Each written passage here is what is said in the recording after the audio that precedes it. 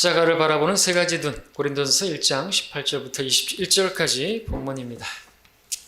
자, 교회가 존재하는 목적이 무엇입니까? 많은 교회 밖에 있는 사람들이, 밖에 있는 자들이 교회에 대해서 오해하고 있는 것이 사실이죠. 코로나 이후로는 교회에 대해서 오해를 넘어 교회가 아주 국민 민폐로, 국가적인 민폐 단체로 그렇게 사람들 사이에 인식되고 있는 것이 사실입니다. 자, 교회 밖에 있는 사람들, 이 마지막 때에 더더욱 교회가 무엇인지, 무엇 하는 곳인지 알 수 없는 그런 미궁 속으로 들어가는 것 같습니다. 그도 그럴 것이 교회가 지금까지 해왔던 일이라고 하는 것이 성경으로 비춰봤을 때 교회가 해야 하는 일이 아닌 것들을 너무나 많이 했기 때문에 영혼이 잘 되고 범사가 잘 되고 귀신 쫓아 질병 없이 건강하게 살게 해주는 곳이 교회인 것처럼 생각하는 이 지역민들을 위해서, 또 소외된 자들을 위해서 어떤 그런 사람들을 도와주고 노숙자를 도와주고 밥 퍼주고, 그러니까 우리 교회에도 와서 뭘 얻으려고 하고 하는 사람들이 있지 않습니까? 왜 그렇게 오는 것입니까? 지난주에도 또 우리 교회 간판을 보고 저한테 전화를 했습니다. 자기가 어디까지, 천안까지 가야 되는데 차비가 필요하니까 돈 좀 달라고. 왜 그러는 것이죠? 교회가 뭐 하는 것인지 복음을 전하는 거예요. 영접했어요. 제가 할 수 있는 거예요. 금과 은은 나에게 없거니와 예수 그리스도의 이름을 줍니다. 복음을 전하는 것이죠. 근데 금과 은을 주는 것입니까? 아닌 것이죠. 육신의 어떤 필요를 채워주는 것입니까? 아닌 것이죠. 교회는 그런 곳이 아닙니다. 교회는 어떤 곳입니까? 교회가 해야 할 일이 무엇입니까? 크게 두 가지라고 말할 수 있습니다. 구원받은 성도들에게는 예수 이름을 아는 지식 안에서 자라가게 하여서 그렇게 자라가도록 말씀을 전하는 것이고, 또 구원받지 않은 사람들에게는 예수님이 어떠한 분이신지를 알게 하기 위해서 복음을 전하는 것이죠. 그 두 가지가 교회가 해야 할 일, 중요한 것입니다. 교회가 많은 일을 한다고 할지라도 복음을 전하지 않는다면, 예수님을 전하지 않는다면 그 교회가 아닌 것입니다. 고린도전서 2장 2절을 보시면 이렇게 사도 바울이 말합니다. 이는 내가 예수 그리스도와 그의 십자가에 못 박히심 외에는 너희 가운데서 아무것도 알지 아니하기로 작정하였음이라 말하고 있습니다. 바울이 이렇게까지 작심 발언하는 이유가 뭘까요? 왜냐하면 십자가가 변질될 수 있기 때문에, 이미 십자가를 바라봄이 많이 흐려졌기 때문에, 그래서 이렇게까지 말하는 것이죠. 특별히 고린도 교회는 그 헬라인들, 그들의 지혜를 자랑하는 그런 사람들이 많았기 때문에 그런 식의 접근으로 십자가가 어리석은 것으로 여겨지거나, 또 십자가가 충분히 오해할 만한 그러한 것이 사실 십자가잖아요. 사람들이 생각할 때 어떻게 십자가에 못 박힌 그건 아주 중한 죄인인데 그 죄인이 나를 구원할 수 있냐죠. 거기에서 어떤 능력이 나타날 수 있다고 그 십자가를 믿으라고 하는 것이냐 이거죠. 그러니까 충분히 오해할 만한 그런 내용이 다분한 것이 십자가이기 때문에 십자가를 바라보는 시각이 다른 사람들이 있고, 많은 사람들이 십자가를 여전히 바르지 않게 바라보고 있습니다. 너무나 감사한 것은 저와 여러분들은 이 십자가를 제대로 보게 되었다는 것이죠. 우리 십자가를 바라보면서 멸망하는 자들처럼 어리석게 여기지 않게 된 것이, 십자가를 전파하는 사람들을 보게 되면 정말 그런 사람 찾아보기 힘들지만 너무나 귀한 일을 한다고 우리는 말할 수 있는 것이죠. 그보다 더 귀한 일은 없다고 우리는 말하고, 또 그런 사람이 있다면 음료수라도 사주고 싶고 그러지 않습니까? 자, 주의 교회들을 보면 우리처럼 십자가를 전하지 않습니다. 우리 교회가 전하는 전도지 같은 그런 복음 전도지가 찾아보기 힘듭니다. 우리처럼 개인 구령하는, 우리처럼 거리에서 복음을 외치는 그런 교회를 찾아보기 어려운 것이죠. 지역민들을 위한 구제 같은 사회사역으로 사람들에게 세상에서 인정받으려고 하는 애쓰는 모습은 볼 수가 있습니다. 자, 그러면 그들은 왜 우리처럼 십자가를 전하지 않는 것입니까? 십자가에 대한 인식이 잘못되었거나 왜곡이 되어서 굴곡이 되어서 잘못되게 바라보기 때문에, 그러니까 십자가를 못 전하는 거겠죠. 오늘 본문도 가만히 보면 십자가가 충분히 그처럼 오해될 수 있는 그런 요지가 있다는 것을 보게 됩니다.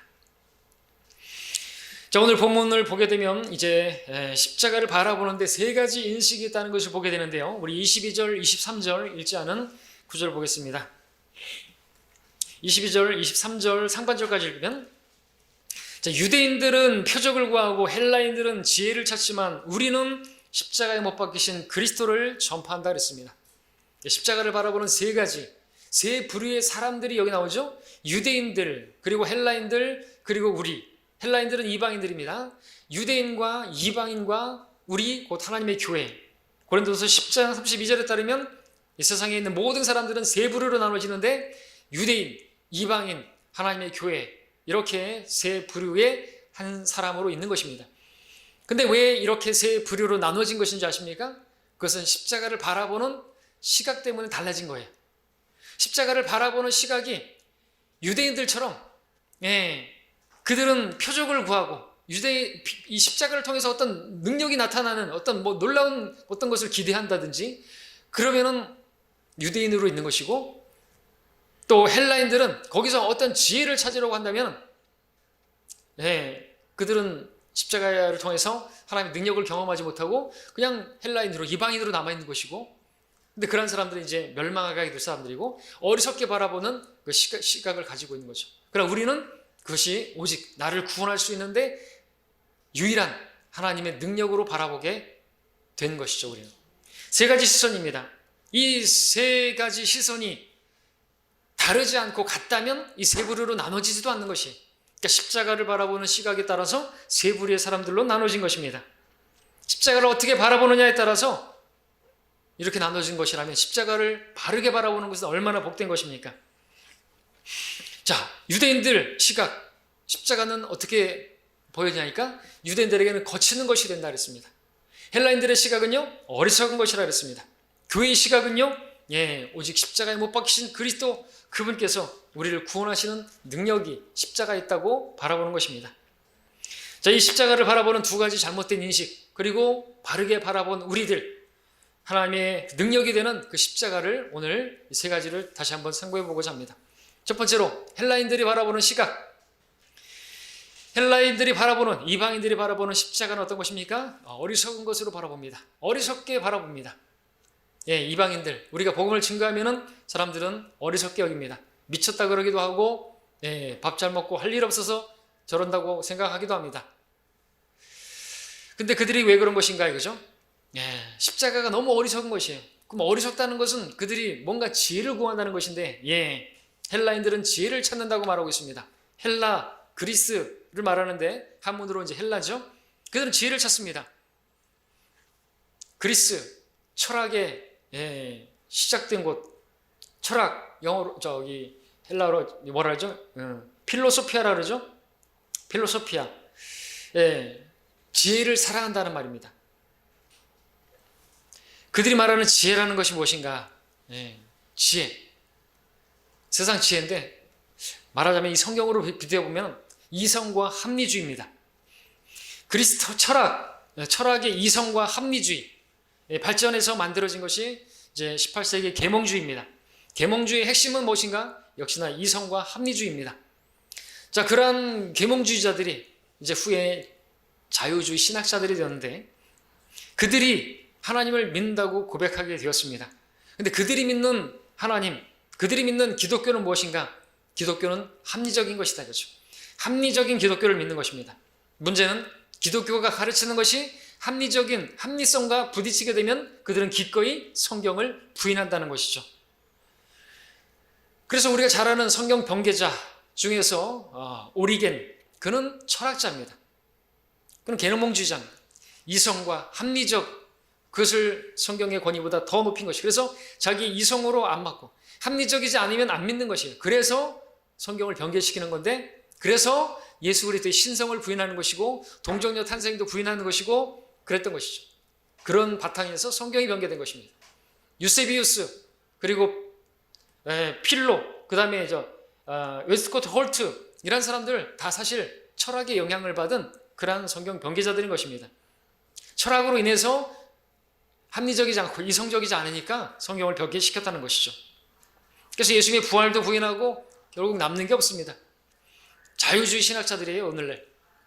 그런 자들이 신학교에서 학생들을 가르치면 어떻게 되겠습니까? 지옥도 미치 않겠죠. 창세기 1장부터 6장까지는 신화라고 가르치는 것이죠. 자유주의 신학자와 초신자와의 재미있는 이야기가 있죠. 어떤 사람이 의자 벤치에 앉아가지고 출애굽기를 읽고 있었습니다. 하나님을 찬양하고 있었습니다. 지나가는 그 자유주의 신학자가 그에게 다가가서 물었습니다. 그 초신자에게 왜 찬양하고 있는 것이냐고 물어보니까 방금 읽은 부분이 하나님께서 파라오와 그 군대를 수장시키시고 자신의 백성을 보호하시고 홍해를 가르시고 그렇게 이끌어내시는 그 부분입니다. 얼마나 놀라운 주님이십니까? 그러자 신학자는 당시 이스라엘이 그 백성들이 진짜 그 홍해 바다를 건너간 것이 아니고 그 위쪽으로 갈대밭을 무릎팍밖에 안 되는 그 갈대밭을 지나간 것이라고 1시간가량 고고학적 증거를 들어가면서 쫙 설명해 줍니다. 그 초신자는 반박할 말이 없자 시름에 빠져 있었습니다. 그 신학자는 어리석은 평시도에 그 초신자의 무지를 일깨워줬다는 만족감에 다시 길을 떠나려고 하는데 뒤에서 다시 찬양하는 소리가 들립니다.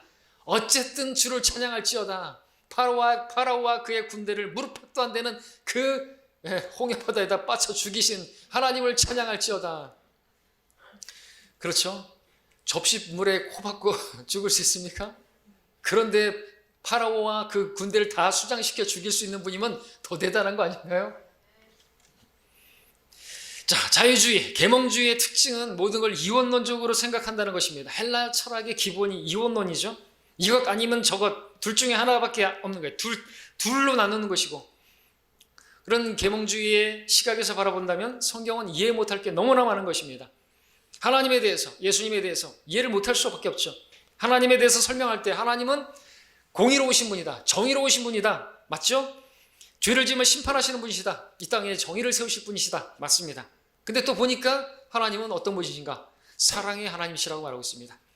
죄인들에 대해서 용서하시고 자비를 베풀어 주시고 또 자비를 베푸시고 용서하시고 오래 참아주신 분이라 말씀하고 있습니다. 이것이 계몽주의 철학의 그런 지혜로는 도저히 수용이 안 되는 것입니다.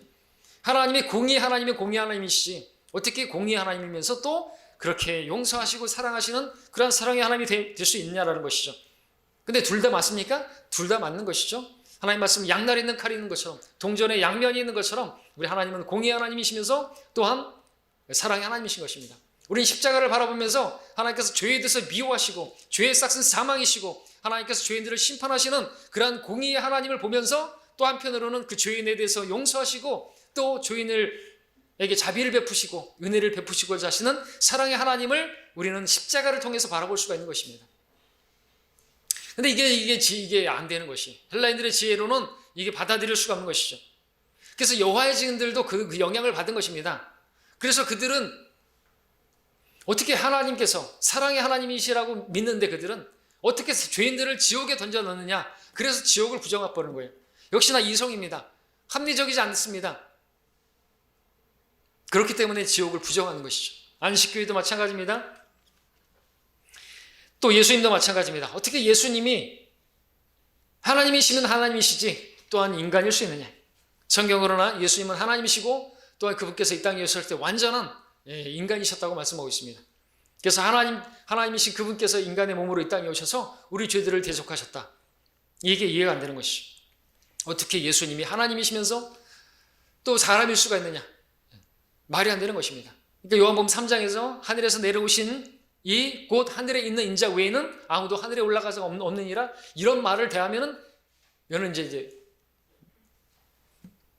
어려워지는 거죠. 그래서 어떻게 해요? 성경을 변개시키는 거예요. 하늘에서 내려오니 곧 하늘에 있는 인자, 이거 빼버리고 하늘에서 내려오니 곧 하늘에 올라간 자가 없니, 이렇게 버리는 거예요. 그러나 그것은 예수님의 신성을 나타내는 것이고, 이것은 우리가 이해할 수 없는 하나님의 공의적 성성이라고 해서 그 신격을 가지신 그분의 신성을 나타내 주는 것입니다. 근데 그런 이해 못할 부분들을 다 지워버리는 것이에요. 그분은 내려오셨지만 요즘 하늘에도 계시고 이 땅에도 계시는 무소부재의 하나님이신 것이죠. 자, 이렇게 이해를 못하는 것입니다. 지금도 자유주의자들은 모든 것을 둘로 나누죠. 성경은 우리 인간을 영혼 몸이라고 말하고 있는데 3분설로 말하지만 헬라 철학의 영향을 받아서 다 2분설로 가르칩니다. 이원론적인 것이에요. 그래서 영혼과 몸으로 가르치는, 그리고 개역 성경에 그렇게 번역된 것은 다 그러한 영향을 받은 것이 헬라 철학의 영향을 받은 것이라는 거죠. 이원론적입니다. 그들에게서 시작된 것입니다. 그런 자들에게 십자가를 전했는데 어떻게 받아들일 수가 있겠습니까? 십자가를 통해서 우리는 하나님의 공의와 정의를, 그분의 사랑을 볼 수가 있는데 그게 이해가 안 되는 것이겠죠? 지혜롭지가 않은 것이 어리석은 것입니다. 자, 1장 20절에서 다시 한번 읽으면 지혜 있는 자가 어디 있느냐? 학자가 어디 있느냐? 세상의 변론가가 어디 있느냐? 하나님께서 이 세상의 지혜를 어리석게 만든 것이 아니냐라고 했습니다. 헬라의 지혜로는, 인간의 지혜로는, 이 세상의 지혜로는 하나님을 도저히 알 수가 없다고 말하고 있습니다. 자, 우리는 이러한 이 헬라의 지혜, 이 세상의 지혜, 육신의 지혜는 경계해야 하는 것이죠. 우리 지혜를 앞세우면 안 되는 것입니다. 그렇게 되면 이제 고린도 교회가 되는 것이, 나중에는 이제 갈라디안주의가 되는 것입니다. 십자가만으로 어떻게 구원받을 수 있느냐 이거죠. 이렇게 오늘날 행위로서 또 구원을 이루어야 한다고 가는 사람들도 그러한 영향을 받은 것입니다. 자기들의 지혜로는 어떻게 십자가만으로는 안 된다는 거죠. 근데 사도 바울은 말합니다. 십자가에 못 박히심 외에는 다른 것은 필요 없다는 거죠. 구원받을 수 있는 다른 방법이 없다는 것이죠. 그게 하나님의 지혜인 것입니다. 인간의 지혜를 섞게 되면 복음 전하는 것, 잘 달려가다가 누가 너희를 막더냐, 복음 전파하는 일을 잘 달려가다가 왜 그런 것입니까? 그러한 누룩이 들어온 것이죠. 어떤 행위를 뭐라 그럽니까? 구원이라고 하는 것은 완료 진행형이라고, 믿음으로 의롭다고 칭함을 받고 그렇게 구원이 이루어졌지만 여전히 진행형으로 구원을 이루어가는 성화되어져서 구원받는다고 말하는 것이, 그래서 누가 구원받을 수가 있습니까? 죽을 때까지 구원의 확신도 갖지 못하는 것이죠. 자, 우리는 이 지혜를 십자가에 못 박아야 되는 것입니다. 우리의 지혜가 어디 있어요? 우리가 그런 지혜를 앞세웠으면 우리도 구원받지 못했을 것입니다. 전도의 방법에 있어서도 지혜를 앞세우면 안 됩니다. 우리의 지혜를. 우리 주위에 있는 사람들이 우리의 전도 방법을 놓고 어리석게 여길 수 있어요. 그렇죠? 우리가 복음 전하고 거리 설교하고 길에서 그렇게 전도하고 그렇게 영접하는 것을 이상하게 생각하고 어리석게 생각합니다. 복음을 모르기 때문도 그렇지만 또 우리가 전도지를 나눠주면 그 땅바닥에 떨어진 전도지를 보면서 우리한테 유다 이스카리옷 같이 말을 하죠.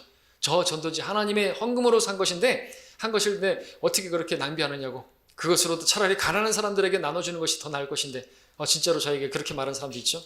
어떤 아주머니가 집사님이신데 왜 그렇게 하는 것입니까? 자기들의 지혜를 앞세우는 것이죠. 그래가지고 되겠느냐 이거죠. 그렇게 해가지고 오히려 우리가 하나님의 이름을 모독하는 것이고 욕먹이는 것이라고 그렇게 말하는 사람들이 있는 것입니다. 그런 사람들은 자기들의 또 지혜를 붙든 것이죠. 그 너무나 지혜롭지 못한다 이거죠. 가족 잔치, 이웃 잔치, 복음 잔치 해가지고 교회로 모아가지고 이렇게 쇼도 하고 보여주고 마술도 하고 연예인 초청해서 또 하고 떡도 나눠주면서 그렇게 마음을 살살살살 열어가지고 그렇게 해서 예수님을 예수님을 받아, 영접도 아니죠. 예수님을 이렇게 믿도록 해야지. 그리고 교회를 계속 다니게 해야지. 교회 안 다니는데 어떻게 구원받은 거라고 말하느냐, 이렇게 얘기하는 것이죠. 그러나 복음 전하는 방식이 우리의 지혜로 봤을 때는 어리석게 여겨진다 할지라도 그것조차도 내려놔야 되는 것이죠. 왜요? 하나님께서는 복음 전파의 어리석음으로 믿는 자들을 구원하시기를 기뻐하셨기 때문에 그렇습니다. 바울도 인정했다는 거죠. 어제는 말씀드렸던 것처럼 복음 전파의 어리석음으로 믿는 자들을 구원하시기를 기뻐하셨다면 우리는 복음 전파가 어리석다라고 생각하는 것도 우리는 인정해야 되는 것이에요. 우리도 알아요. 이 방법이 아주 어리석다는 거 알지만 우리는 그리스도 안에서의 단순함으로 나아가는 것입니다. 믿는 자는 구원받는 것이고 안 믿는 자는 지혜롭지 않다고 말하면서 거부하는 사람들은 어쩔 수 없는 것이에요. 그래 잘났어요. 똑똑한 사람들은 구원받지 못하는 거예요. 이 십자가가 그렇게 자기가 똑똑하다고 하는 사람은 죄인이 아니라고 하는 사람들은 물리치는 것이 십자가인 것입니다. 하나님의 지혜죠. 자, 복음을 전하는 방식에 있어서도 인간의 지혜를 섞는 행위는 하나님의 선물에다가 배설물을 묻히는 것과 마찬가지입니다. 하나님의 선물은 구원이고 인간의 지혜를 포함한 육신적인 모든 것들은 배설물인데 왜 하나님의 선물을 배설물을 묻혀가지고 주려고 합니까? 우리가 십자가를 믿을 때 우리의 지혜를 포기했던 것처럼 우리가 십자가를 전파하는 일에 있어서도 우리는 우리 지혜를 포기해야 되는 것입니다. 죽은 것으로 여겨야 되는 것이에요. 내가 똑똑하다고 생각하거나 그러시는 분들은 복음 전하는 게 어려운 것이, 내가 부인이 돼야 되는데 내가 부인된다는 것은 내 지혜, 내 방법, 내 생각까지도 다 부인이 돼야 되는 거, 그런 건 다 십자가에 못 박아야 된다는 거죠. 왜? 우리가 십자가를 통해서 구원받은 사람들이기 때문에 십자가 앞에서 우리는 단순해져야 되는 거죠. 그래서 구원받았으면 여전히 전파할 때도 단순해져야 하는 것입니다. 자, 이제 두 번째로 유대인들의 시각을 보겠습니다. 유대인들의 눈으로 보는 십자가는 뭡니까? 그들은 표적을 구합니다. 1장 22절에서 유대인들은 표적을 구하고, 표적, 기적을 구한다는 거죠. 어떤 놀라운 것을 본다는 거죠. 유대인들이 원했던 메시아는 어떤 메시아였습니까? 자기들을 그 로마의 압제에서 해방시켜주는 승리의 메시아를 원했습니다. 근데 예수님께서 십자가에서 나약하게 그분이 선지자로 알았고 그분이 우리를 구원하시는 우리의 왕으로 알았는데 십자가에 매달려 죽어버리셨네요. 그렇게 죽으시니까 다 그냥 제자들도 소망 없이 흩어져 버리고 슬퍼하며 엠마오로 가고 그랬죠. 자, 그렇게 돌아가시기 전까지 유대인들은 끝까지 표적을 구했습니다. 십자가에 달린 예수 그리스도를 향해서 내가 메시아거든, 네가 그리스도거든, 당장 내려와서 자기를 구원하라. 그러면 믿겠다. 표적을 구한 것이거든요. 왜? 십자가에 못 박혀서는 내려올 수 있는 사람 없거든요. 예수님께서 엘리 엘리 라마 사막타니 이렇게 외치시니까 가만둬라, 엘리야가 와서 내려놓는가 보자. 끝까지 표적을 구했던 것입니다. 물론 그 유대인들이 표적을 구하는 것은 정당한 일입니다. 그들은 표적으로 시작된 민족이고 유대인들은 표적을 구하는 그러한 백성인 것은 맞습니다. 왜냐하면 메시아를 증명하기 위해서 표적을 보여줘야 하는 것이 마땅하기 때문에 그렇습니다. 그래서 이스라엘의 요구는 정당한 것입니다. 예수님은 표적을 보여줘야만 했었습니다. 그런데 예수님은 표적을 안 보여주셨습니까? 보여주셨지 않습니까? 얼마나 많은 표적을 보여주셨는데 더 보여줘야 됩니까? 더 보여줄 것이 없어서 이제 요나의 표적밖에는 보여줄 게 없다고 말씀하지 않았습니까? 그리고 그 요나의 표적이 무엇입니까?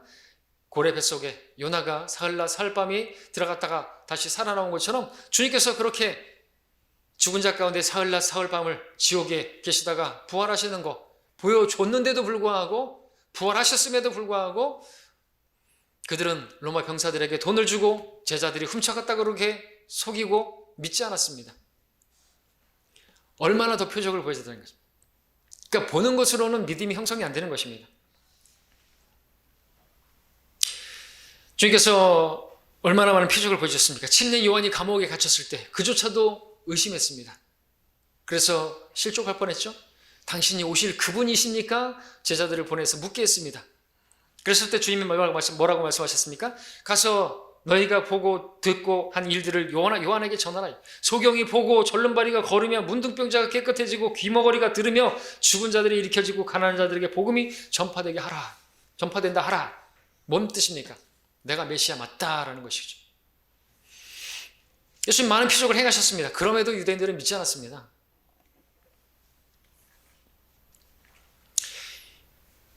그 십자가에 못 박히시고 사흘 만에 부활하시는 요나의 표적까지도 보여주셨는데 믿지 않은 것이죠. 유대인들은 십자가에 어떤 매력을 느끼지 못했습니다. 십자가를 전하니까 거치는 것이 되어버렸습니다. 십자가에 무슨 이적이 있던 것인가? 자기들이 기다리던 메시아는 죽지 않는 메시아, 놀라운 기적을 행하고 죽지 않고 다윗의 왕국을 세우실 분, 그 옛날 솔로몬과 다윗 때 누렸던 그 영화를 누리게 하실 분으로 기대했던 것입니다. 그리스도가 죽을 수 있느냐? 성경에 그리스도가 죽는다는 게 말이 어디 있냐? 있는데요. 그렇죠? 이사야서 말씀도 있고, 우리가 주께 대답하기를 우리가 율법에서 듣기로는 그리스도가 영원히 산다고 하였는데 어찌하여 당신은 인자가 들리워야 한다고 말씀하시나이까? 이러한 유대인들에게 십자가는 어떤 것입니까? 무슨 능력이 있는 것입니까? 십자가는 아무도 능력도 나타나지 않고 그들에게는 아무런 의미도 없는 것이었습니다. 그래서 그것이 그들에게는 거침이 되는 것이었습니다. 자, 오늘날도 많은 사람들이, 기독교인들이 십자가를 이렇게 바라보는 경향이 있습니다. 유대인들이 표적을 구하는 것이나 기독교인들이 기복신앙 구하는 것이나 다를 게 없어 보입니다. 예수님 믿으면 세상에서도 잘 되고 한 자리 하고 떵떵거리고 살고, 기도만 하면 어떤 병이든지 다 낫고 삼박자 축복을 받고, 그런 그들에게도 예수님은 해방의 메시아, 가난에서 해방시켜주고 그런 질병에서 해방시켜주는 승리의 메시아, 그들에게 예수는 삶의 기적을 일으켜주는 반전의, 그리고 십자가는 소원을 이루어주는 상징물처럼 여겨지고 있습니다. 그래서 차에다가 십자가를 걸고 집에도 십자가 걸려 있고 교회에도 십자가 걸려 있습니다. 표적입니다. 표적. 부적과 같은 것이죠. 이 십자가가 나를 지켜준다.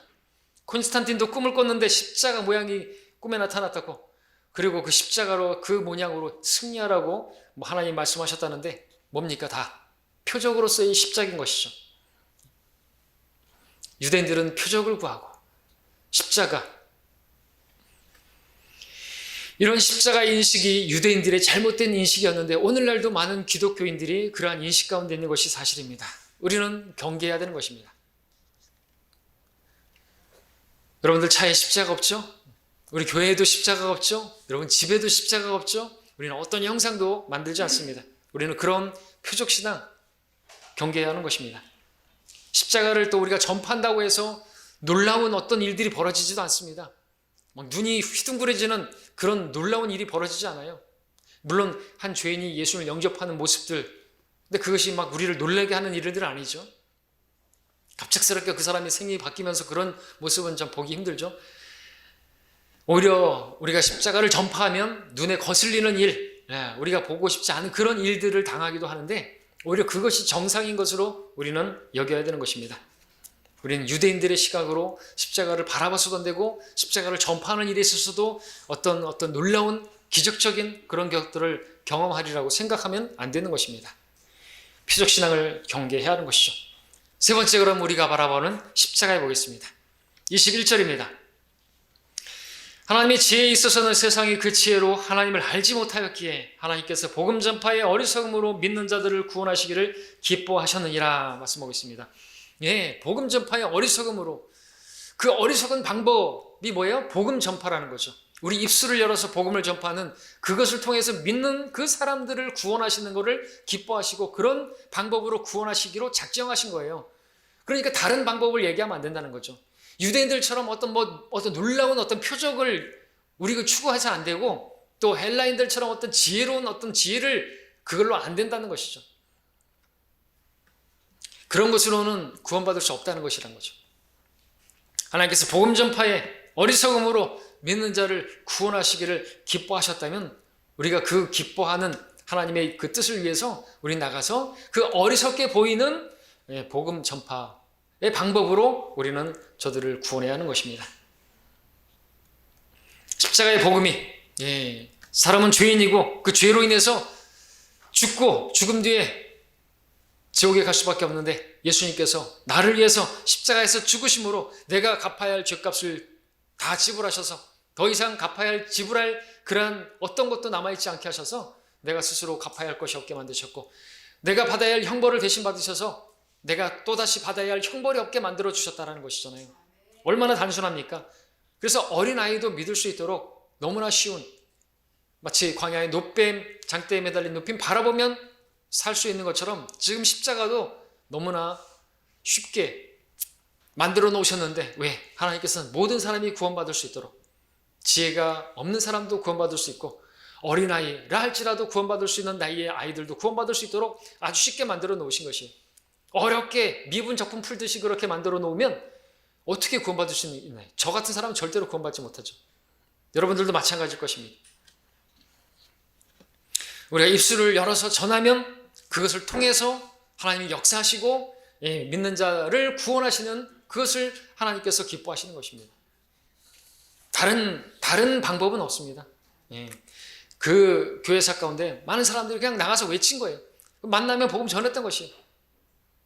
여러분 어떤 패러다임, 복음의 전파의 어떤 다양성 이런 얘기 하면 안 되는 거죠. 오늘날 교회 갱신에 따른 교회 개혁에 따른 복음 전파의 어떤 다양한 이렇게 안 되는 거죠. 새는 뉴 붙이면 안 되는 것입니다. 그럼 다른 복음을 전하게 되고, 그리고 조엘 오스틴이나 이런 조용기 목사나 이런 긍정적인 메시지나 전하고 그러면 안 되는 거죠. 복음은 부정적이에요. 75%가 부정적이잖아요. 우리 죄들로 인해 죽으시고 장사되시고 부활하셨다 빼는 것 빼놓고는 75%가 부정적이란 말이죠. 이 부정적인 메시지를 75% 되는 걸 어떻게 긍정적으로 포장해 갖고 전한다는 것입니까? 안 되는 것이죠. 십자가에다가 뭘 씌우면 안 돼요. 오늘날 십자가에다가도 리본을 딱 걸어놓는 그런 교회도 있잖아요, 그죠? 근데 십자가에다가 거기다가 이제 뭘 걸쳐놨잖아요. 뭘 걸쳐놨어요? 근데 뭘 걸쳐놨냐면 거기다가 이렇게 걸쳐놨는데 그게 M자예요. 이렇게 걸쳐놓은 M. 뭐예요? 마리아. 예. 마리아가 거기 있는 거예요, 또. 크리스마스에는 애기 예수의 마리아가 더 크죠. 뭐 김사만 교회 뭐 어디 다 있어요, 그거. 미친 거죠. 카톨릭에서 가져온 거거든요. 자, 정리하면 십자가에 대한 인식, 크게 두 가지로 나눌 수가 있습니다. 십자가를 어리석게 바라보는 것과 십자가는 구원을 받는 데 유일한 하나님의 능력으로 바라보는 것. 자, 예수님의 십자가를 세상 사람들은, 밖에 있는 사람들은 어리석게 봅니다. 십자가는 그도 그럴 것이 로마의 사형틀이었습니다. 인간적인 눈으로 보게 된다면 예수님은 로마 군병들에게 채찍맞고 십자가에 못 박혀 죽은 무능력자입니다. 옆에 강도 2명과 함께 십자가에 달린 범죄자일 뿐입니다. 사람으로 태어나서 하나님의 아들이라고 외쳤던 정신병자가 신성모독죄에 걸려서 유대인들에게 그에게 잡혀서 십자가에 못 박혔다. 그렇게밖에는 볼 수가 없는 것이죠. 그러나 예수님께서 십자가에서 죽으신 것이 나의 죄값을 대신하시기 위해서, 내가 받을 벌을 대신하기 위해서 그렇게 죽으셨다라고 믿는 사람들은 하나님의 능력으로 그가 구원받는 것입니다. 믿음을 발휘할 때 십자가를 어떻게 바라보는가에 따라서 영원한 형벌이 또 영원한 생명이 주어지는 것이죠. 나눠지는 것입니다. 그러나 이 십자가를 어리석게 바라본다면 그는 멸망할 사람으로 그렇게 들어가는 것입니다. 자, 결론적으로 유대인들은 표적을 구하고 헬라인들은 지혜를 구하는 자들입니다. 유대인들은 당신이 하나님의 아들이라면 하나님의 능력과 권능과 권세를 보여달라고 말합니다. 오늘날 십자가의 능력을 보여줘야 사람들이 예수님을 믿을 거라고 그렇게 말하는 사람들이 있습니다. 많은 사람들이 표적을 구하면서 하나님의 살아계심을 보여달라고, 그러면 믿겠다고 말을 하는데, 그들에게 예수님께서는 말씀하실 것입니다. 만일 그들이 모세와 선지자의 말들을 듣지 않는다면 비록 누가 죽은 자들 가운데 살아나도 그들을 설득할 수 없을 것이라 지옥에 간 부자에게 말씀하셨던 것이죠. 이적과 표적, 그런 것이 사람들을 구원하는 데 전혀 능력이 안 되는 것이, 우리는 그것이 그들을 구원할 수 있는 능력이 되는 것처럼 착각할 수는 있는데, 성경을 보십시오. 예수님께서 그렇게 죽은 자 가운데 부활하셨고 놀라운 기적을 행하셨고, 표적, 요나의 표적보다 더한 표적을 얻는데 그것도 보고 안 믿었지 않습니까? 표적으로 안 되는 것입니다. 인간적인 지혜로 안 되는 것입니다. 지혜를 앞세운다 그러면 자기가 대단한 사람이 되는 거잖아요. 아니, 하나님 십자가 앞에는 다 죄인이에요. 죽어 지옥 갈 수밖에 없는 죄인이라고 시인해야지 구원받을 수 있는 것이죠. 그러니까 자기의 지혜를 앞세우는 자체가 난센스인 것입니다. 근데 무슨 지혜, 또 전파하는데 지혜를 앞선단 말입니까? 있을 수 없는 것이죠. 헬라인들은 지혜를 구한다 그랬죠? 복음을 전할 때, 여러분들 너무 지혜롭게 전하려고 할 생각하지 마십시오. 어린아이와 같이 그리스도 안에서 단순하고 무식하게 나아가는 사람들을 기뻐하시는 것입니다. 고린도 교회 지혜 구하다 보니까, 그리스도 안에서 단순하면서 떠나가지고 부패해버렸어요. 지혜를, 십자가 전파하는 거, 그렇게 하면 안 되겠지, 않냐, 그죠? 말의 지혜로 하려고 하고, 하나님 능력이 없습니다. 말의 지혜. 그러다 보니까 어떻게 나중에는 바울도 언변이 하찮으니까 제껴버립니다. 사도가 아니라고.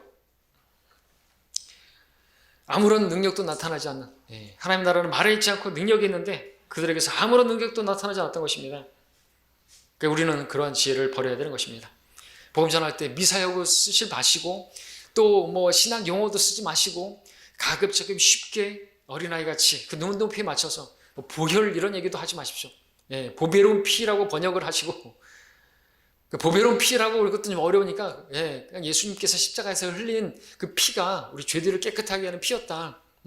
우리 죄는 물로 씻을 수 없다. 예수님의 피로 씻어지는 것이다. 그런 식으로 좀 쉽게 설명하는 그것이 오히려 지혜겠죠. 어렵게 한다고, 지혜롭게 한다고 어렵게 전하는 건 아주 잘못된 것입니다. 그리고 또 굳이 예화를 사용하려고 애를 쓰고, 또 다양하게 어떤 것들을 해가지고 지혜를 짜낼 필요가 없어요.